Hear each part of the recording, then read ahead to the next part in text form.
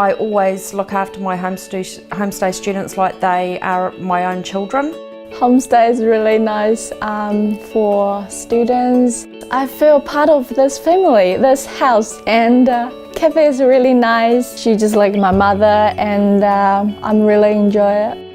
Over the years, I've probably hosted 30 homestay students. What's really, really important to me with the homestay is I love looking after people. It's a gift that you're given being a homestay mother to look after somebody else's children for them. And I would like to think that if either of my children ever go overseas, that they would be looked after and cared for and nurtured the same way I do my students.